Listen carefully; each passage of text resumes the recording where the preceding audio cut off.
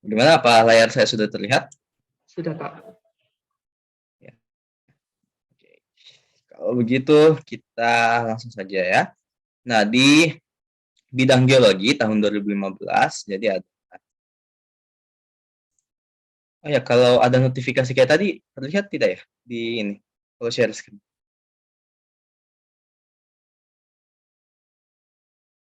Oke, gitu tidak ada ya, tidak tidak terlihat, tidak mengganggu kan?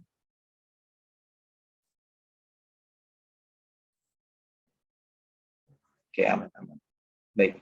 Um, ya, kita masuk, kita lihat dulu teks pengantar untuk bidang geologi.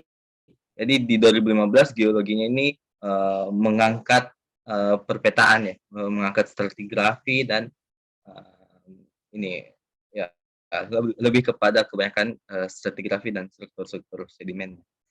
Nah, jadi peta geologi dan bla bla bla. Jadi peta geologi itu sebenarnya apa ya, sangat berguna ketika kita ingin mengidentifikasi berbagai hal di daerah yang ingin kita identifikasi. Nah, contoh kita ingin tahu bagaimana potensi sumber daya alamnya, kita ingin tahu bagaimana bencananya, bagaimana PWK-nya, pengembangan wilayah kotanya nanti. Kemudian teman-teman mesti pahami berbagai hal, hal-hal simbol yang berada di peta geologi. Nah, contoh di teks ini,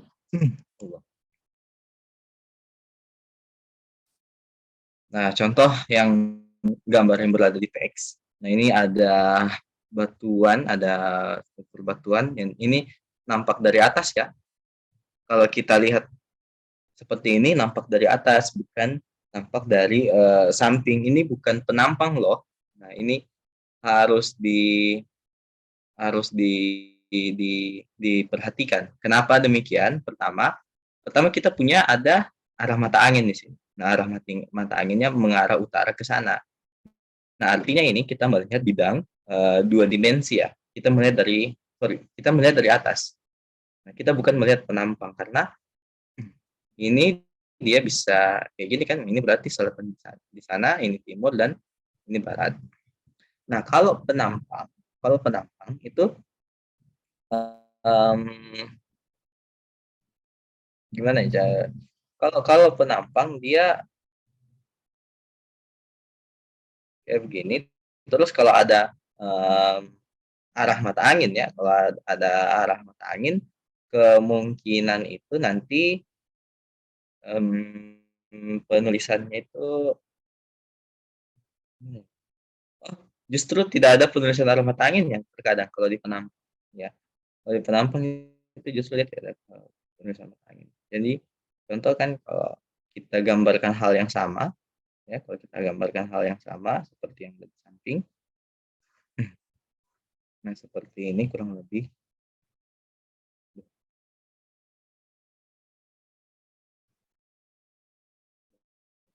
Ya, anggap saja sama.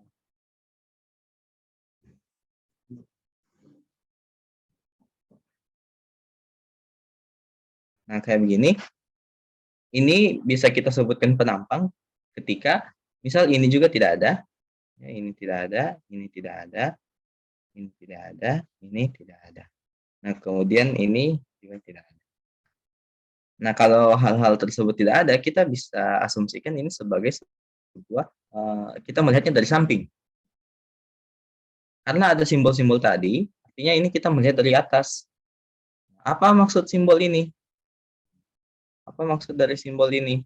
Nah, maksudnya ini kan kita ini menunjukkan strike dan dip kan ya, strike dan dip. Sedangkan kalau penampang dip itu kayaknya saya harus perbaiki deh.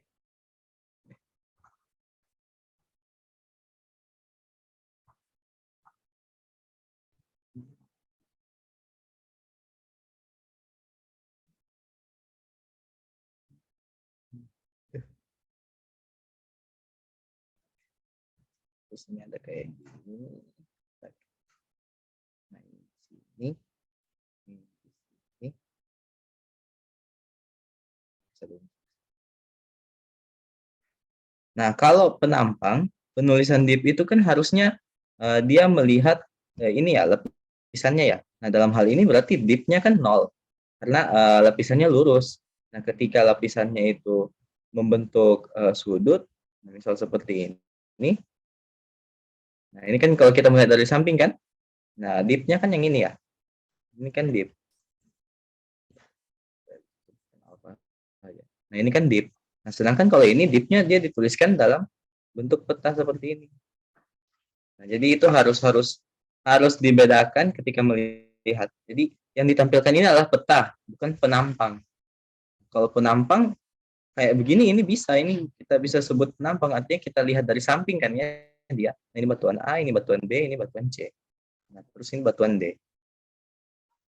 Nah, itu kan bisa. Akhirnya nanti kita melihat di sini ada patahan apa ini? Turun ya. Ya. Ini ada apa? Sesar turun. Nah, tapi dalam konteks ini bukan sesar turun, ini lain. Karena ini kita lihat dari atas. Nah, ini akan berhubungan dengan soal nantinya yang ada. Nah, kemudian ini H ke H aksen, ini artinya kan lokasi pengamatannya di sini. Nah, itu ya bisa dibedakan. Itu masih pengantar sedikit. Aduh. Nah, sekarang kita ke nomor 1. Nah, batuan yang mungkin menyusun daerah tersebut adalah, nah, mari kita identifikasi secara seksama. Mungkin bisa dihapus dulu coretannya.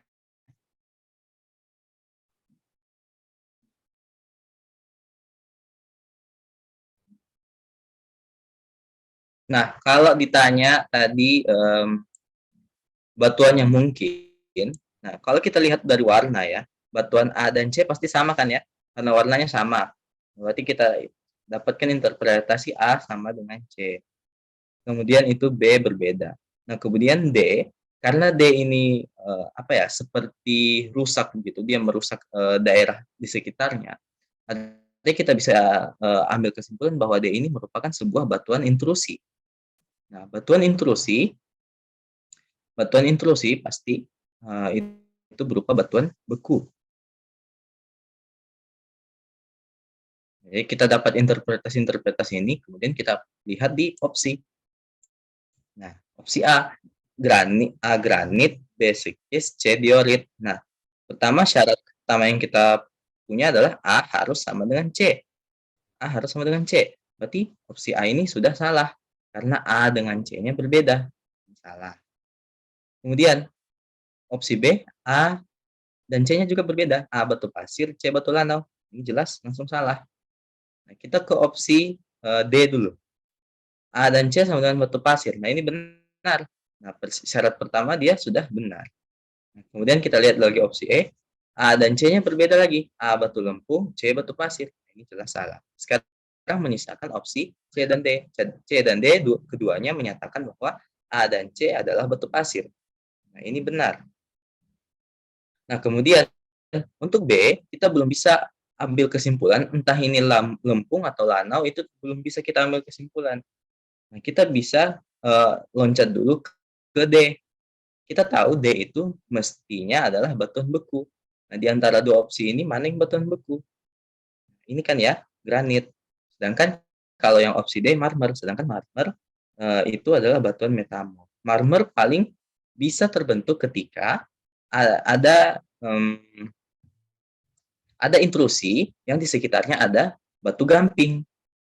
Ketika ada batu gamping dan ada intrusi, bisa saja marmer itu ada. Tapi dalam hal ini kan tidak ada batu gamping, jadi jelas marmer salah. Maka yang benar adalah C dengan mengambil kesimpulan bahwa B itu adalah batu lanau. Ada yang ingin bertanya nomor 1?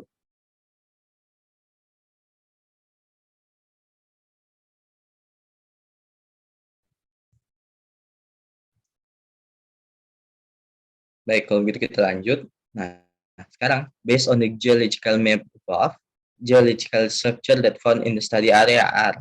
Nah, jadi ini sudah berhubungan dengan yang tadi. Maka struktur geologi apa yang yang bisa kita dapatkan di yang bisa yang teramati di peta ini. Nah, kembali lagi ke tadi, ingat ini bukanlah sebuah penampang, tapi ini adalah gambaran peta. Peta artinya kita lihat dari atas, bukan dari samping. Nah, sehingga hal yang menyatakan kayak normal fault jelas salah. Karena ini bukan merupakan patahan yang atas bawah. Ini adalah patahan yang saling bergeser satu sama lain. Kalau patahan yang atas bawah jelas tidak seperti itu modelnya. Dia simbolnya lain. Nah, kemudian sinistral strike slip ini bisa jadi, ya kan? Bisa jadi. Dextral strike slip ini juga bisa jadi. Nah, trust fault ini jelas sudah salah. Jadi jangan melihat ini hanging wall, ini foot wall. Nah, tidak kan? Sekali lagi ini bukan penampang, tapi ini. Nah, jadi hal-hal yang berhubungan dengan hanging wall dan foot wall jelas salah. Normal fault salah, trust fault salah. Nah, kemudian sinistral strike slip fault ini bisa jadikan karena strike slip. Jadi semua yang strike slip itu bisa jadi benar. Nah, karena ini dia adalah sesar yang bergeser. Nah, sekarang tentukan apakah dia sinistral atau dextral. Lihat mana yang mengarah ke kita, mana yang mendekat ke kita.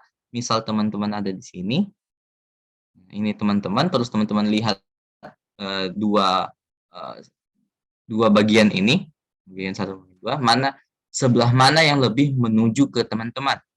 Nah, yang menuju ke teman-teman kan yang ini kan ya. Nah, ini lebih menuju. Nah, ini sebelah apa? Ini sebelah kiri. Oke lah, misal teman-teman ada di bagian sini. Nah, mana yang menuju ke teman-teman? Yang ini kan? Yang ini kan yang menuju ke teman-teman daripada yang ini. Yang ini lebih menuju daripada yang ini. Nah, kalau teman-teman ada di sini, yang ini berarti tetap sebelah kirinya teman-teman kan? Kalau menghadap ke arah batuan ini, ya kan? Nah, maka yang benar adalah sinistral seleksi. Nah, sekarang antara opsi B dan opsi E. Nah, sekarang kita lihat apakah dia asimetrik anti-clean atau asimetrik syncline. Dari mana kita tahu anti-clean atau syncline? Kita lihat dari ini, strike dan dip-nya, simbol strike dip-nya. Nah, kalau simbol strike dip saling menjauh, dip-nya itu saling menjauh, artinya dia anti-clean. Nah, sedangkan kalau strike dip-nya itu saling mendekat atau saling ketemu kayak gini, nah ini berarti syncline. Nah, itu ya, jadi yang benar adalah sinistral strike fault and asymmetric anti-clean. Kenapa asimetrik? Karena di sini 35 derajat dipnya, sedangkan di sisi yang berlawanan itu 15 derajat dipnya. Itu kan berbeda sudutnya. Maka kalau berbeda sudut bisa kita katakan sebagai asimetris. Nah, ini beberapa jenis-jenis sesar. Nah, teman-teman mesti pahami kalau sesar geser itu kita sebut dan strike slip. Sedangkan begini, patahan itu bisa dibagi atas dua secara umum. Ada strike slip dengan deep slip. Nah, kalau deep slip artinya yang men-slip itu adalah deep-nya. Artinya kemiringan lapisannya. Ini kan deep. Ini kan deep. Nah, sedangkan kalau strike slip yang bergeser itu, yang men-slip, yang saling men-slip itu ya tentu strike-nya. Nah, ini kan strike. Nah, kemudian kita bagi lagi. Kalau deep slip kita bisa bagi atas normal fault, ada reverse fault, juga ada lagi satu trust fault. Nah, kalau trust fault kan artinya sudut di hanging wall-nya itu sudut di foot wall-nya itu kan sangat lancip kan ya. Nah, ini sangat lancip. Nah, ini thrust fault. Sedangkan kalau reverse fault dia tidak selancip thrust fault. Nah, kemudian kalau strike slip ya kita bisa bagi dua juga. Ada yang dextral, ada yang sinistral. Kalau dextral itu kanan, kalau sinistral itu kiri. Saya rasa teman-teman sudah pahami dan baik. Nah, ada yang ingin ditanyakan?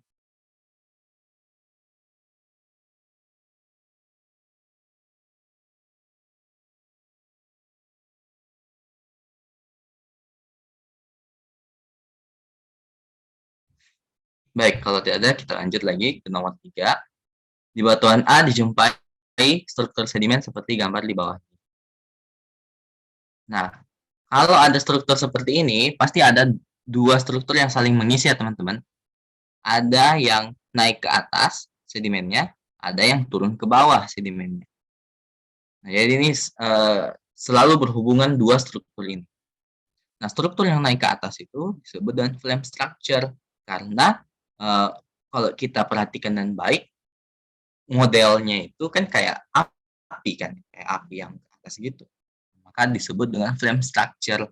Nah, sedangkan kalau yang menumpuk ke bawah, yang menuju ke bawah, itu kita sebut dengan ini satu kali dengan nomor 4 ya.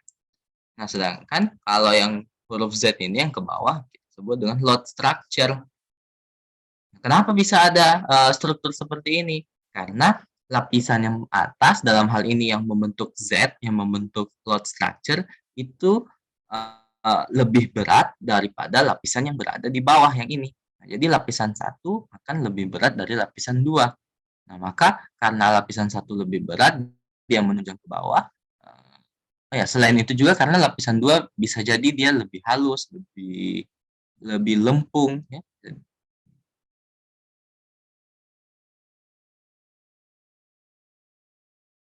Tes tes tes tes. Ini saya masih join kan? Soalnya ini tadi agak nge-lag.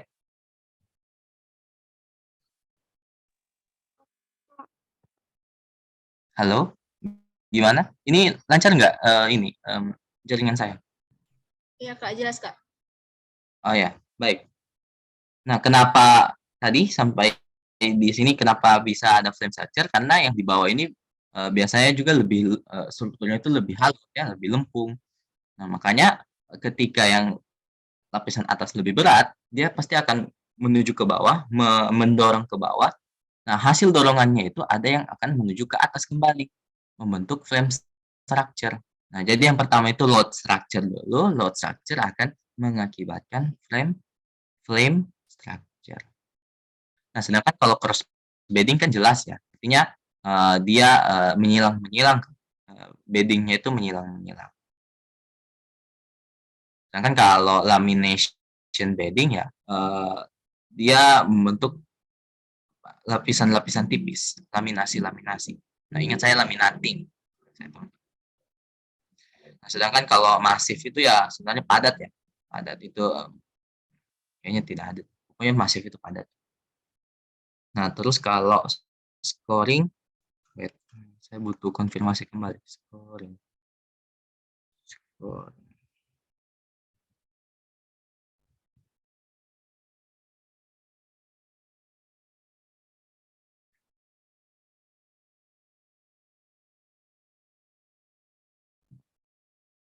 Nah, sedangkan kalau scoring,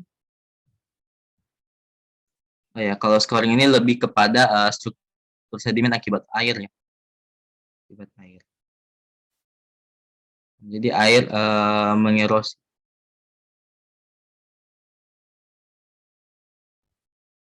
Mengerosi sedimen pada bagian bawah. Itu untuk scoring. Nah, kemudian ada flame structure. Nah, flame structure yang tadi ya ini jelas. Ini jelas tadi. Nah, kalau fluid case dia hampir mirip dan ini, tapi fluid case dia akibat ini ya perpindahan partikel di sungai biasanya, di tubuh air. Kalau fluid case kan kayak ini ya. Eh,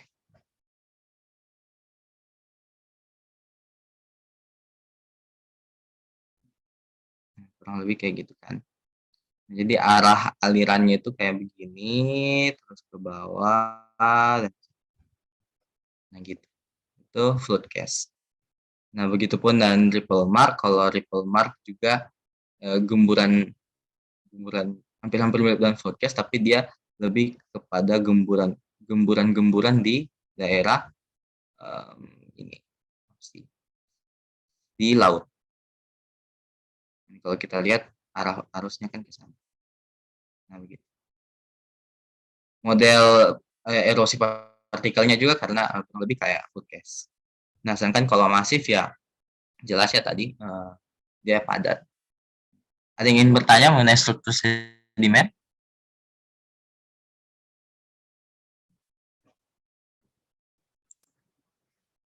Oke, jelas ya. Lanjut. Nomor 5. Nah, setelah dilakukan pengamatan terperinci terhadap tekstur batuan, ternyata tekstur batuan B menunjukkan kenampakan ukuran butirnya yang pertama adalah seragam. Kemudian yang kita perlu lihat hanyalah bagian ini, seragam. Nah, kalau butir sedimen itu seragam, pasti ini ya, sortasinya baik. Nah, itu jelas. Karena ya itu penjelasan dari sortasi. Dia tersortasi dengan baik. Dia terbagi-bagi dengan baik. Karena dia seragam ukuran butirnya. Sedangkan kalau ukuran butirnya tidak seragam, pasti sortasinya kan jelek. Ada yang besar, ada yang kecil. Nah, kemudian teman-teman mesti pahami bahwa sortasi baik itu pasti akan berkorelasi dengan kemas yang tertutup.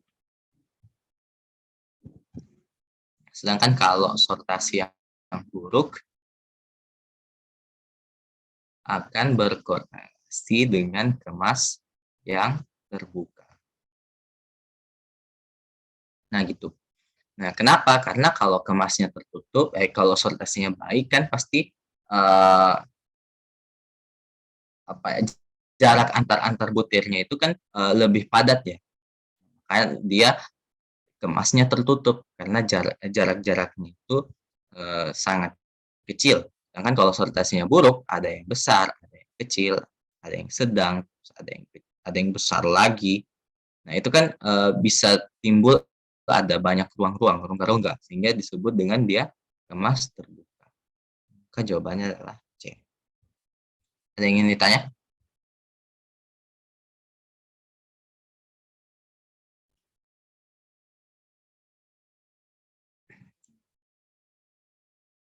Oke. Dimas open mic saja Dimas, tidak usah chat. Oke. Nomor 6, tekstur batuan yang terdapat pada batuan D seperti pada gambar di bawah disebut. Nah, kalau teman-teman perhatikan, ini kan dia gelap, ini kan batuannya terang ya, terang dengan ada sedikit gelap-gelap. Nah, kemudian teman-teman juga pahami tadi, kalau batuan D itu kan sebuah intrusi. Artinya dia merupakan batuan intrusi itu, artinya kan dia batuan yang terbentuknya di bawah ya. Kalau terbentuknya di bawah berarti kristalisasinya itu berlangsung dengan lama. Berlangsung lama. Nah, kalau kristalisasinya lama akan mengakibatkan tekstur yang kasar. Karena ukuran butirnya itu, butir mineralnya, kristal-kristalnya itu punya waktu yang lebih lama, jadi punya waktu untuk berkembang lebih lama juga. Nah, berbeda kalau batuan ekstrusif yang terbentuknya di luar, nah, itu proses pengkristalannya itu sangat cepat. Nah, sehingga karena proses pengkristalannya sangat cepat, saat kristalnya membentuk, saat kristalnya mulai membentuk, sudah tidak bisa lagi karena sudah mendapatkan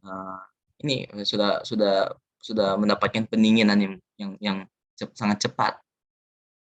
Jadi ini proses kristalisasi ini akan berhubungan erat dengan pendinginan batuan tersebut.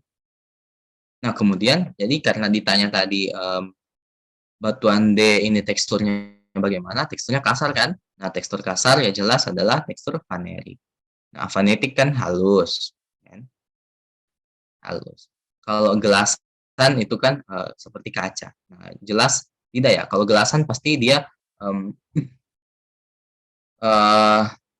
holohyalin ya. Kalau gelasan kan dia holohyalin. Kalau holohyalin kan artinya tidak ada kristal. Sedangkan ini jelas-jelas ada kristalnya. Ini ada banyak butirnya. Nah, ini ada kristal. Nah, sedangkan kalau foliasi itu kan di metamorf. Di metamorf. Jelas tidak ditemukan di sini. Nah, Hornfelsik pun juga di metamorf. Nah, maka yang paling benar adalah vaneri gland. Nah, berhubungan dengan nomor 6 tadi saya sempat singgung, ini kan terang. Kalau kita lihat ini butir-butirnya ini dominan terang. Nah, artinya, ini juga didukung oleh jawaban nomor 1 tadi, yang menyebutkan kalau D itu kemungkinan granit. Nah, karena di sini kita lihat butir-butirnya itu terang, ya, terang, tentunya itu membuktikan bahwa memang benar batuan ini adalah batuan granit, ya kan? Nah, memang batuan intrusi yang paling banyak itu memang dibentuk oleh batuan granit. Nah, sekarang kemungkinan mineral yang dominan kita temukan apa? Nah, cara menjawab kemungkinan mineral di batuan beku, di semua batuan beku ya, itu teman-teman mesti hafal dengan baik seri reaksi Bowen. Karena dengan seri reaksi Bowen, ini sudah ada hubungan suhu, sudah ada hubungan jenis batuannya, sudah ada hubungan nama batuannya. Nah, ini mungkin bisa saya tampilkan.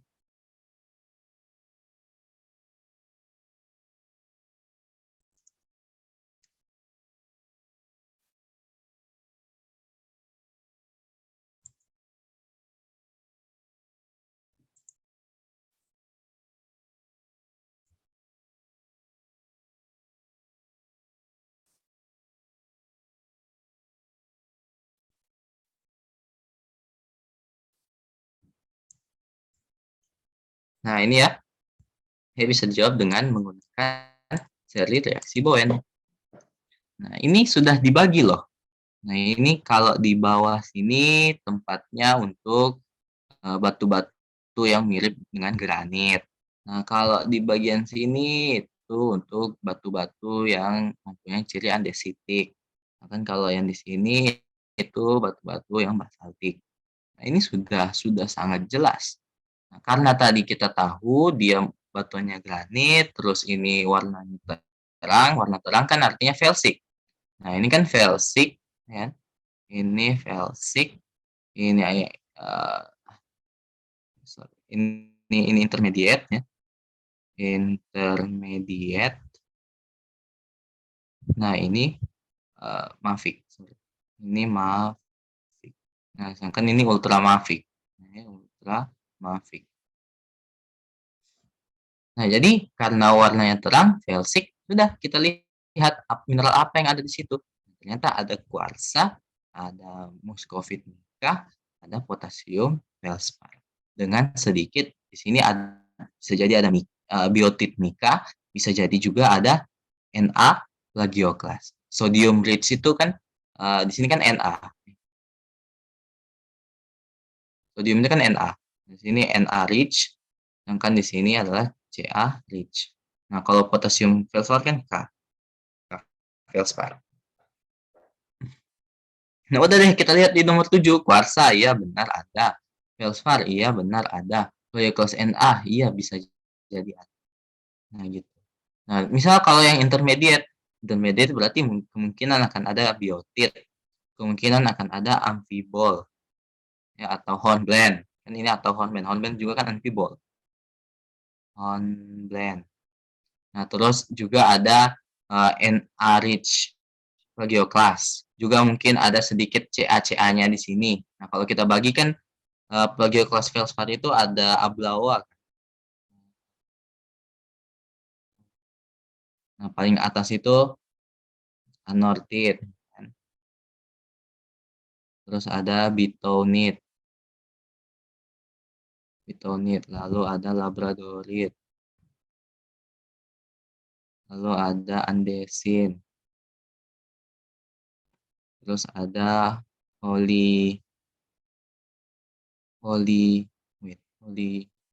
oligoclast. Nah, terus di sini ada albit. Nah, jadi kalau tadi albit ini kan yang Na-rich, sedangkan anorthit ini yang Ca-rich. Nah, kalau yang di tengah-tengah ini bisa jadi hampir sama, ada Ca dan Na-nya. Nah, jadi kalau kemudian kita lihat di sini, kemungkinan bisa jadi ada plagioclast di situ. Bisa jadi ada plagioclast di intermediate, bisa juga ada albit, maupun mungkin sedikit-sedikit andesin bisa. Nah, begitu kan cara-cara kita interpretasi mineral yang berada di batuan beku. Kita mengambil kesimpulan. Nah, gitu. Jadi kalau ini kan ada Ca plagioclast. Nah, ini salah. Ca plagioclast itu dia di ultramafik banyaknya. Nah, ini lagi ada Ca plagioclast itu salah. Nah, biotit sebenarnya bisa jadi ya. Biotit bisa jadi.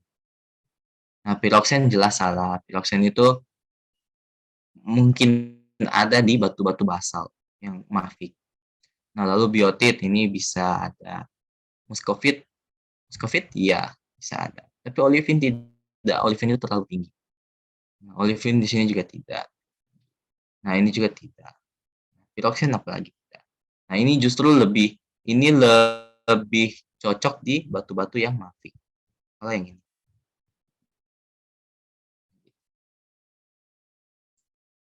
Ada yang ingin bertanya? Jelas, Kak. Baik, kita lanjut. Nomor 8. Pada daerah yang mengalami aktivitas tektonik berupa pensesaran dan terobosan seperti peta di atas, kemungkinan ditemukan jenis batuan metamorf bersifat. Nah, metamorf bisa jadi muncul di sini ya, di bagian-bagian sini.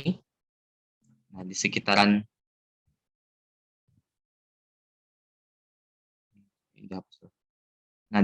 sini ya. Nah, juga di bagian sini. Nah, pokoknya di sekitaran intrusi ini. Nah, kenapa? Karena ada kontak, ya kan? Di sini ada kontak dengan intrusi. Nah, kalau batuan C tadi itu kita sebut batu pasir, kemungkinan ini nanti batu metamorfnya itu bisa jadi kuarsit. Nah, kemudian kalau kita tahu tadi, nomor 1 gimana itu? B itu batu lanau. Nah, ini ya. Nah, kemungkinan dia akan jadi batu metamorfnya lanau. Lanau itu.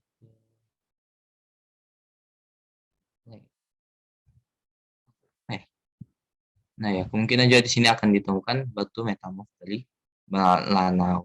Nah, kayak gitu. Nah, kemudian kita juga tahu tadi di sini ada sesar. Nah, kita juga tahu tadi di sini ada sesar. Ada patahan.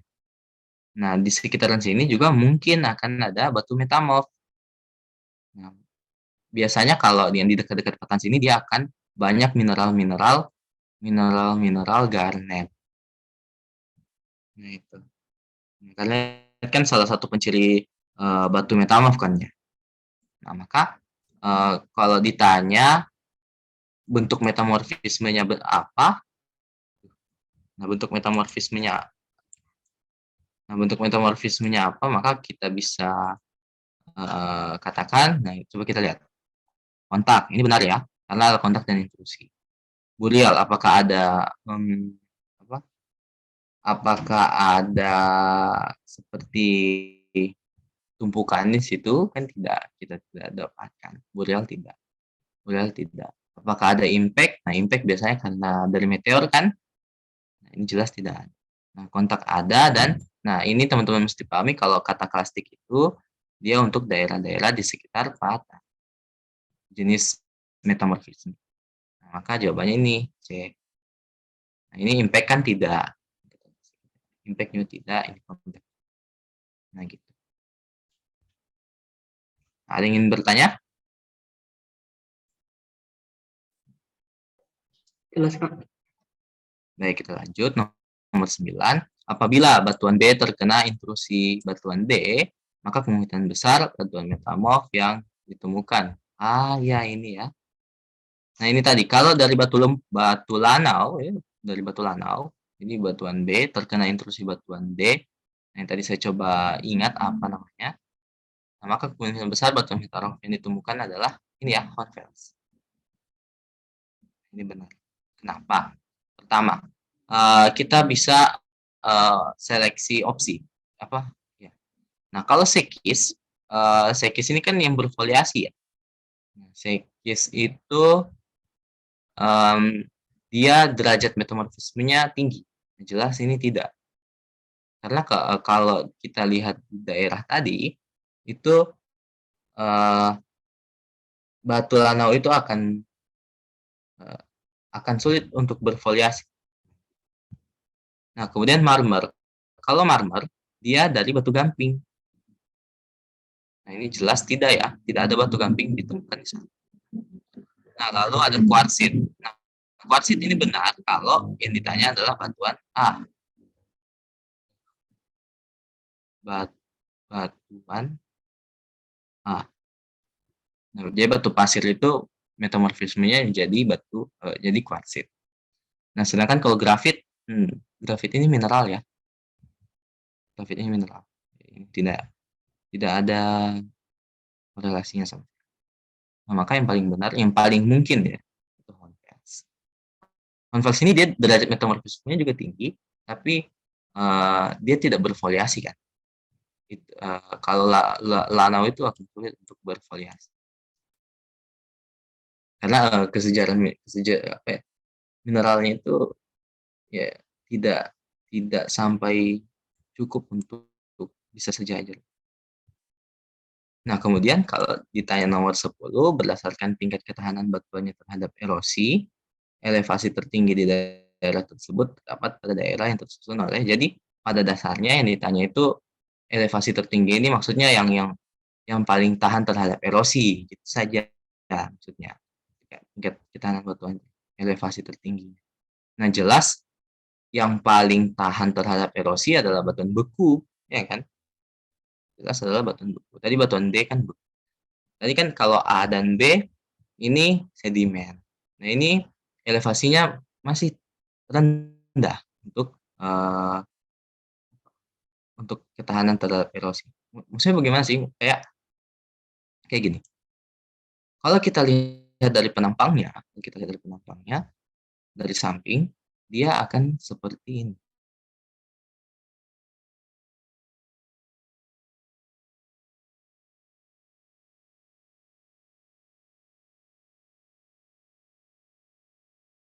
Nah, ini kan tadi batuan B ya.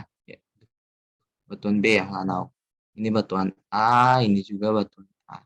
Nah, kemudian ada intrusi kan di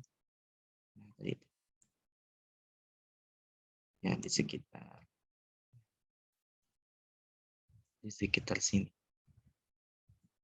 Nah, di sini ada intrusi.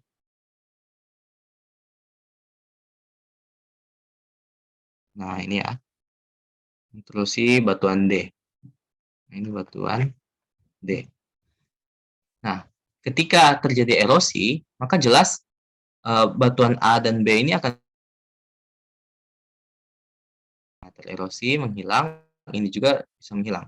Nah, sedangkan kalau yang batuan beku bisa jadi juga tererosi, tapi dia akan lebih tahan terhadap erosi tersebut. Sehingga ketika sudah terjadi erosi, kemungkinan nanti model penampangnya dari samping akan jadi seperti ini.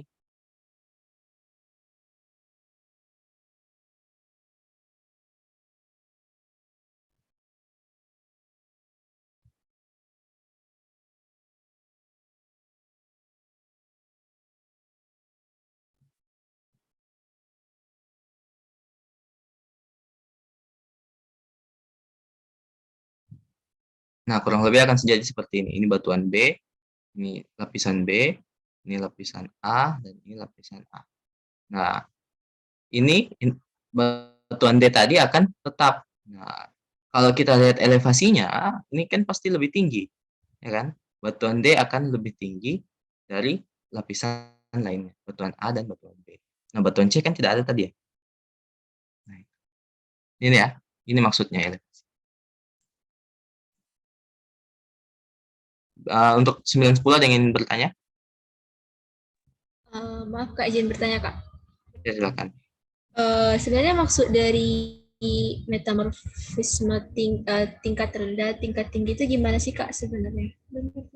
Nah, maksudnya itu kalau dia bertemu dengan temperatur yang sangat tinggi, metamorfismenya derajat tinggi. Dia bertemu dengan tekanan yang tinggi, metamorfisme tinggi. Nah, kan sebuah batuan berubah menjadi metamorf itu kan kayak ada batas bawahnya, ada batas atasnya. Itu ada grafiknya loh. Tunjukin ya.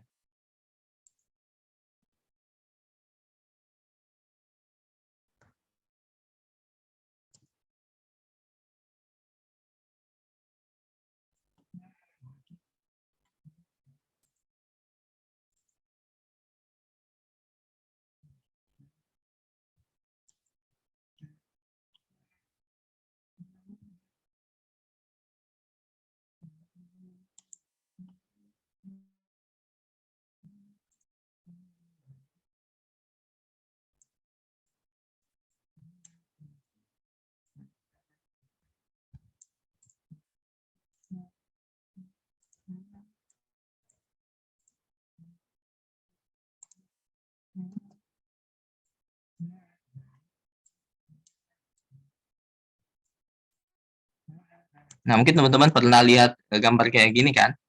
Nah, ini ada tekanan, ada temperatur. Nah, semakin dia ke atas sana, derajat metamorfismenya semakin besar, semakin tinggi.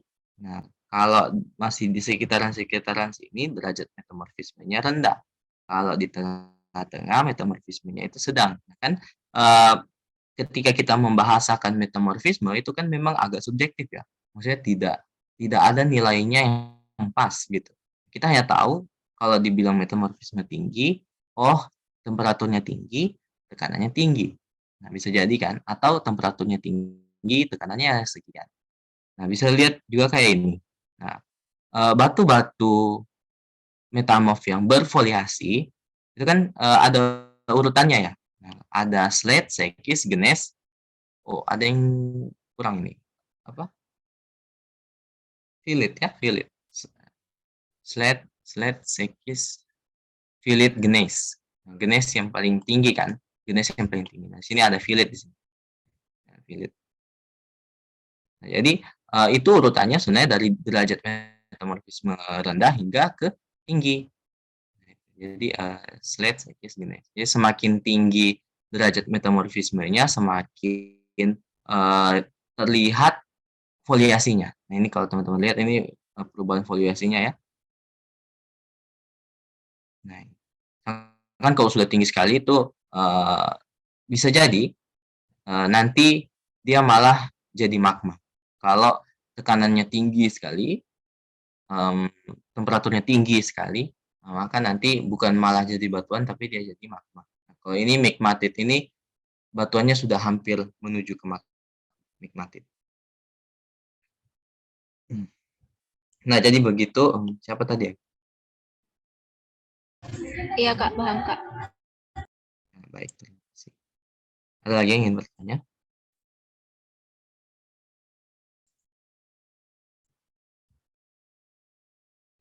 Farhan bertanya, kalau batuan metamorf dan beku lebih tahan mana ya Kak, terhadap erosi?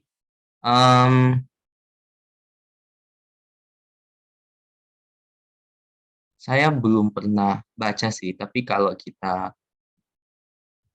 pikir ya, batuan beku itu kan pure hasil dari kristalisasi ya, pure dari hasil kristalisasi magma, hingga pasti batuannya itu adalah batuannya masif, ya kan, batuan yang sangat masif.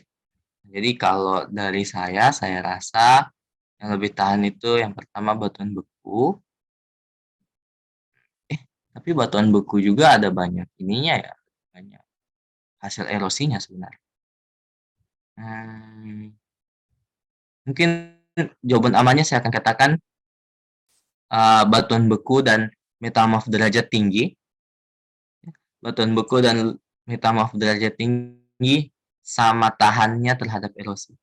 Nah, metamorf yang derajat rendah sepertinya masih lebih mungkin untuk tererosi daripada dua jenis batu tadi. Karena ya benar, mineralnya sudah mengalami kesejajaran, sudah berubah ya, sudah rekristalisasi, sudah termetamorfosis. Tapi kalau derajat rendah kan artinya masih ada sisa-sisa dari parent rock-nya, dari batuan asalnya yang masih tersimpan di dalam situ kan. Jadi menurut saya metamorf derajat tinggi dan beku sama tahannya terhadap erosi. Nah, begitu Farhan. Nanti bisa ini ya, bisa dicari-cari kembali. Itu kan masih asumsi. Dimas bertanya, blue skis itu apa? Nah, blue skis itu apa ya? Skis tapi dia lebih terpengaruh oleh tekanan. Nah, jadi bisa blue skis itu termasuk skis, jadi salah satu jenis skis. Tapi dia prosesnya itu berbeda. Prosesnya itu dia lebih dominan ke tekanan sehingga warna yang dihasilkan juga akan berbeda. Nah, karena warnanya itu ini menunjukkan warna biru, makanya dia disebut dengan blue skis. Nah, begitu Dimas. Ya, sama-sama Dimas. Baik, lanjut ya nomor 11. Apabila Saiful ingin membuat sejarah geologi daerah tersebut, yaitu merutin peristiwa dan pembentukan batuan pada peta dari awal pembentukan ke akhir, maka pernyataan yang benar adalah, nah A, sesar terjadi setelah lipatan. Nah, benar ya, karena kalau kita lihat lipatan ini, dia memotong batuan A dan batuan B serta batuan C yang memang bentuknya sudah seperti ini. Nah, artinya kan lipatan sudah terjadi sesar membagi dua lipatan itu. Maka memang yang benar adalah jawabannya A. Tapi kalau kita lihat opsi lain, C dan A tersesarkan, baru kemudian terlipat. C dan A tersesarkan. Salah ya. Batuan B juga tersesarkan loh. Nah, ini kentara kan. Batuan B juga tersesarkan. Nah, terus dibilang kemudian terlipat. Tidak bisa dikatakan seperti itu. Tetap lipatan yang terlebih dahulu terjadi. Nah, kemudian sesar terjadi setelah intrusi. Nah, teman-teman bisa lihat garis sesar ini terpotong oleh adanya intrusi. Artinya sesar dulu terjadi, dulunya ada sesar terjadi seperti ini, nah kemudian muncul intrusi dari bawah yang menghilangkan jejak sesar ini. Nah, makanya yang benar adalah intrusi terjadi setelah sesar. Ini kebalik. Ini kebalik. Nah, kemudian intrusi terjadi sebelum perlipatan. Nah, ini jelas-jelas salah juga ya, karena kita lihat intrusi ini menutup adanya lipatan. Nah, artinya kan intrusi ini memang sangat baru. Nah, jadi yang paling tua itu adalah lipatan, kemudian sesar. Nah, ini kita hapus jadi setelah. Nah, itu benar. Setelah. Nah, kemudian C terbentuk setelah D. Salah ya. Ini jelas-jelas sekali lagi batuan D menutupi batuan C. Sehingga artinya batuan D akan lebih mudah dari batuan C. Nah, ini terbalik juga. D terbentuk setelah C. Nah, itu untuk nomor 11. Ada yang ingin bertanya? Jelas, Kak. Baik, nomor 12. Apabila dalam batuan B dijumpai struktur jejak hewan yang merupakan cetakan asli dari kerangka hewan tersebut. Nah, Katakan jejak ya. Nah, berarti kita berbicara entah itu trace fosil, burrow fosil, ataupun moth dan cast. Nah, sekarang dikatakan bahwa itu merupakan cetakan asli dari kerangka hewan tersebut. Nah, jelas jawabannya adalah moth. Kenapa bukan cast? Kalau cast ini bukan um, bukan cetakan asli ya, tapi cetakan ini sudah terisi oleh cangkangnya itu sudah terisi oleh mineral lain. Nah, atau dia terjadi yang kita sebut dengan permineralisasi. Dia mineral di dalamnya sudah berubah. Nah, sedangkan kalau burrow ini galian ya, galian. Ini bekas galian. Nah, ini jelas-jelas dibilang hanyalah cetakan dari kerangkanya. Berarti ini bukan fosil aktivitas organisme. Ini lebih ke body fosil sebenarnya. Ini lebih ke nomor 12-nya sebenarnya lebih bertanya pada body fossils. Fosil tubuh. Nah, lalu trail itu kan bekas jejak yang kayak jejak ular, jejak yang merayap gitu kan. Nah, ini jelas juga salah. Nah, digging enggak ada ya.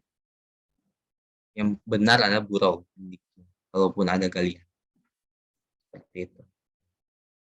Nah, kemudian nomor 13 berhubungan dengan fosil tadi, setelah diteliti lebih lanjut, ternyata hewan tersebut memiliki bentuk seperti gambar berikut. Dari bentuknya, saya pun menyimpulkan bahwa fosil tersebut termasuk dalam kelas. Nah, ini teman-teman tahu kan, ini adalah keong atau keong atau siput ya. Nah, teman-teman mesti ingat sih klasifikasi hewan. Itu ada chat.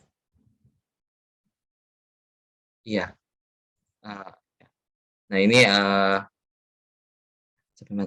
Nah, ini teman-teman mesti ingat ya bahwa kalau hewan seperti ini siput itu dia masuk di apa? Ini sebenarnya hafalan. Jadi siput itu termasuk gastropoda. Gastropoda itu eh, hewan yang eh, kakinya itu berada di perut. Dari gastro. Poda kaki. Nah, kaki di perut.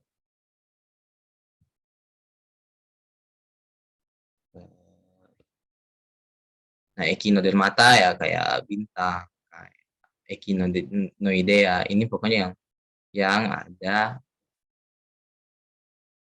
yang menusuk ya, yang ada ya, yang ada jarum yang menusuk. Nah, sedangkan kalau Coelenterata itu yang hewan-hewan yang berongga ya. Nah, lalu kalau Crustacea, saya lupa. Crustacea. Ada yang bisa bantu Crustacea? Kayak udang gitu nggak sih, Kak? Udang. Iya, iya, benar. Ya, ini kelompok dari arthropoda ya? Ya, benar. Udang-udangan. Udang-udangan. Nah, sedangkan kalau Pelesipoda dari kata pelesi, saya juga mesti konfirmasi kembali. Nah, kalau Pelesipoda ini kayak kerang. Nah, ya kayak kerang-kerangan. Pelesipoda dan gastropoda ini kan termasuk dalam ini ya, hewan yang bertubuh lunak kan, moluska.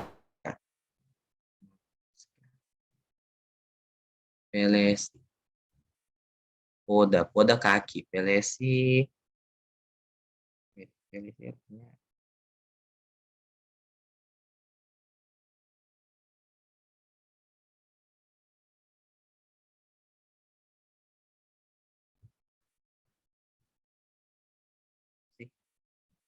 Ini. Oh iya, dia kakinya dia dia bergerak secara bias. Jadi sebenarnya kerang itu bergerak juga ya guys. Ada dia juga ada kakinya sebenarnya, tapi tidak nampak. Bergeraknya secara bias. Nah, kemudian nomor 14 apabila oh ya, yang tadi ada yang ingin bertanya 12 dan 13. Jelas, Kak. Baik. Nomor 14 apabila dilakukan pengukuran terhadap umur batuan dengan menggunakan metode radioisotop terhadap batuan D. Nah, ini mesti dicatat ya. Batuan D itu Pliocene awal. D itu Pliocene awal. Kemudian B itu Oligocene akhir.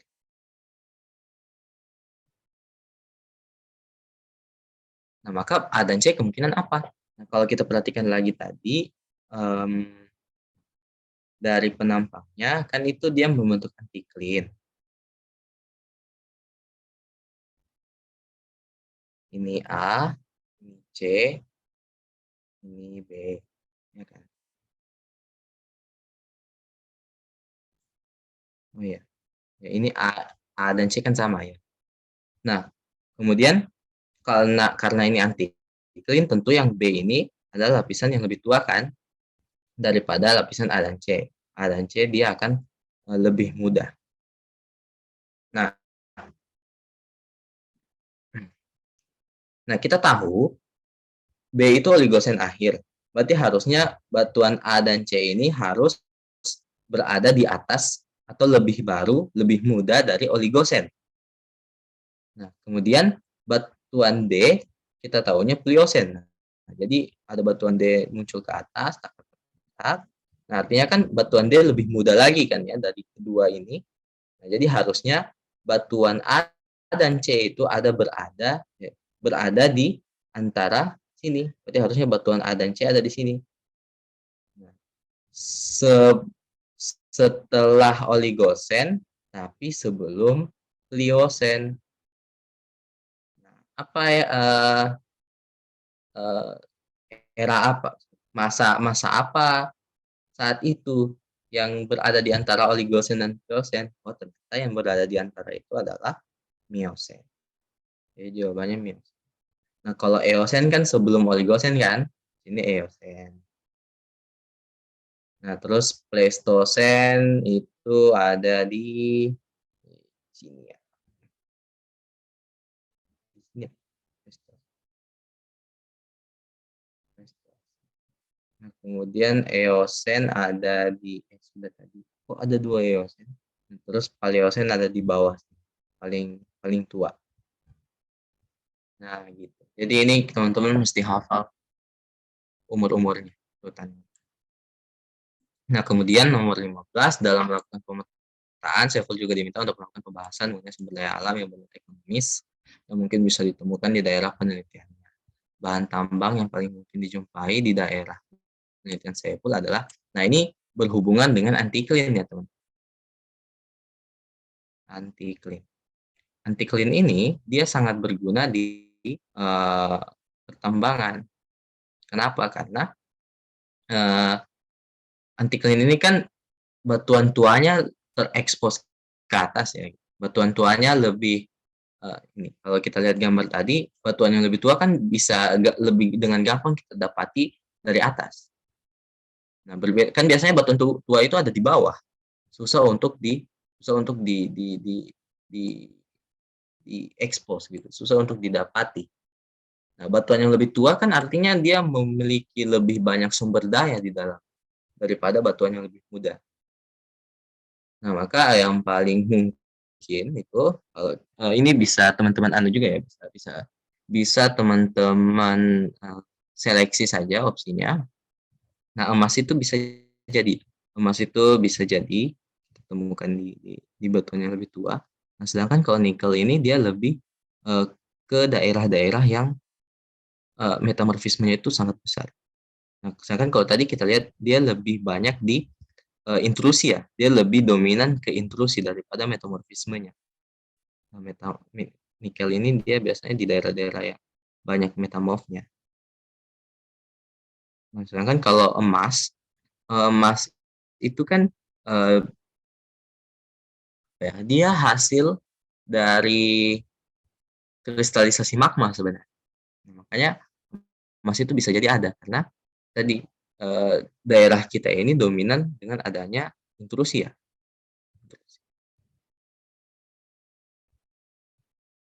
Nah, aluminium pun demikian sama dengan emas. Aluminium, nah belerang tidak. Belerang itu biasanya dia di daerah-daerah yang dekat dengan gunung api.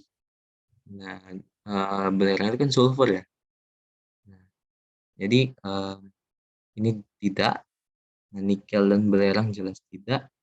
Nah, mangan bisa kita temukan. Kan kalau gipsum ini bukan bahan tambang ya. Maksudnya tidak walaupun memang gipsum bisa sih harusnya. Iya. Gipsum ini dia biasanya gitu.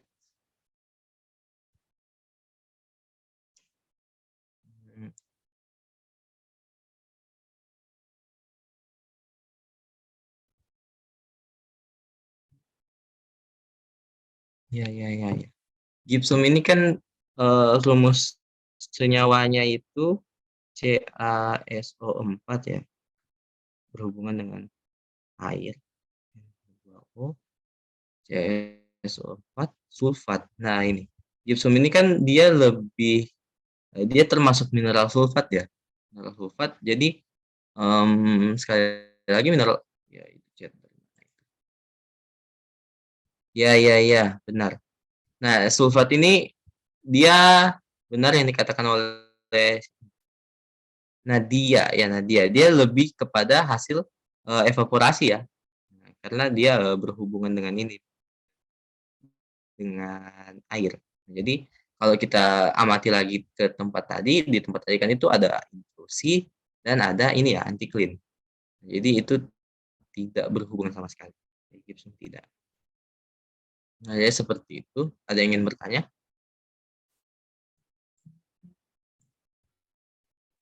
Jelas, Kak. Baik, kalau jelas kita langsung ke esainya. Nah, sekarang untuk menjawab esai, ini pada peta geologi yang dibuat Saiful di atas, dilakukan penelitian biofisika berupa pengukuran gravitasi sepanjang lintasan H hingga H aksen. Buat profil anomali gravitasinya. Nah, teman-teman ingat enggak kalau profil anomali itu kan dia ada garis tengahnya, terus ada positif, ada negatif. Nah, kalau dia positif, artinya kan density-nya itu besar, ya. Berarti ini density-nya besar, makanya dia lebih menarik gravitasi. Nah, jadi kalau density-nya batuan tersebut besar, maka dia menarik gravitasi. Nah, jadi ini tentu batuan di bawahnya ini, kalau ada grafik seperti ini, dia batuan-batuan yang density-nya besar atau dia batuan yang masif.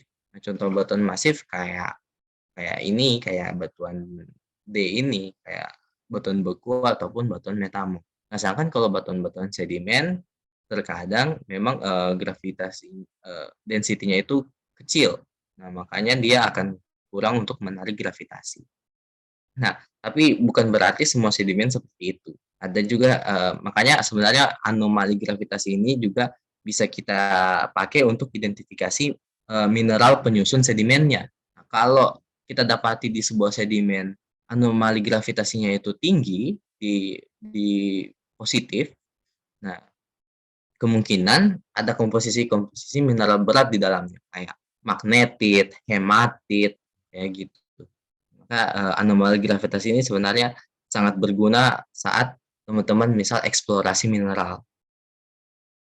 Nah, kemudian kita ke ini. Nah, caranya kalau kerja di kertas itu teman-teman mesti ambil lembaran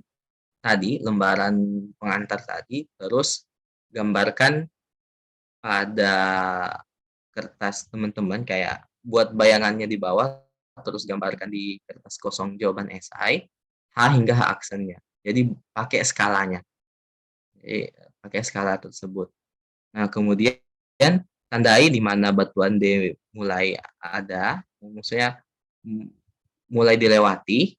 Nah, ini kan diperbesar sedikit. Nah, ini buat garisnya, kemudian tandai di mana mulai ada batuan D-nya yang masif. Terus kita bisa keluarkan peta tadi. Kok dia ngikut? Nah, ini kita bisa keluarkan peta tadi ke atas sini saja ya. Ke atas itu, ini, waduh.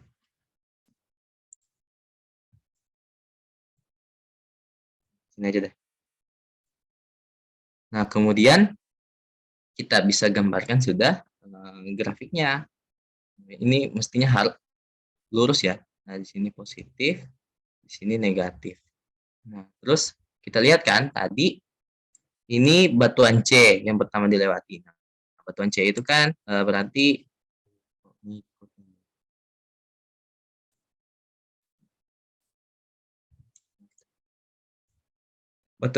batuan C ini kemungkinan besar kan anomalinya akan negatif.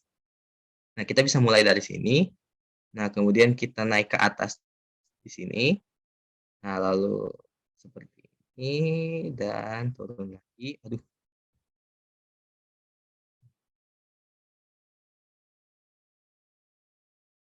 Salah.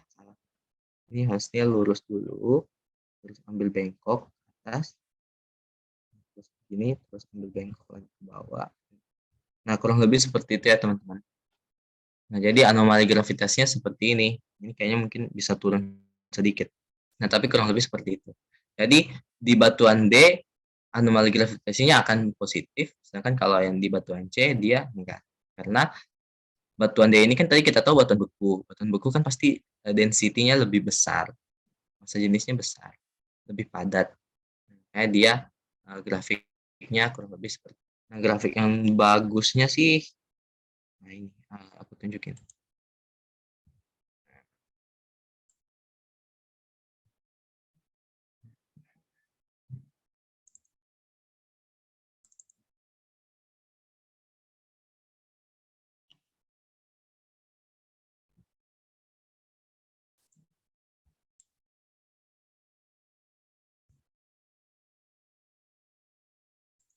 Oh iya, ada yang aku lupa. Ini kan tadi H ya.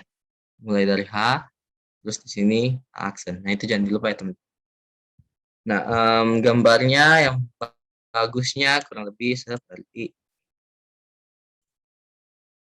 Nah, ini ya. Jadi, kalau kita lihat di kunci jawaban kayak kurang lebih lah seperti itu. Baik, ada yang ingin bertanya mengenai esai? Jelas, Kak. Jelas. Oke, kalau begitu, kalau jelas, mungkin teman-teman ada yang punya pertanyaan lain, misal yang ingin ditanyakan, mumpung kita bertemu di forum ini.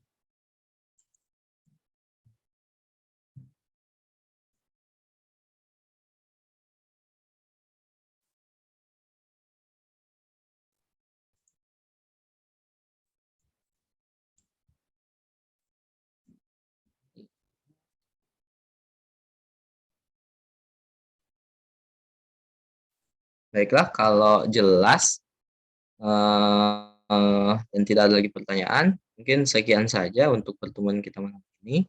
Tetap semangat, semoga saat OSP nanti bisa menjawab soal-soalnya. Oke.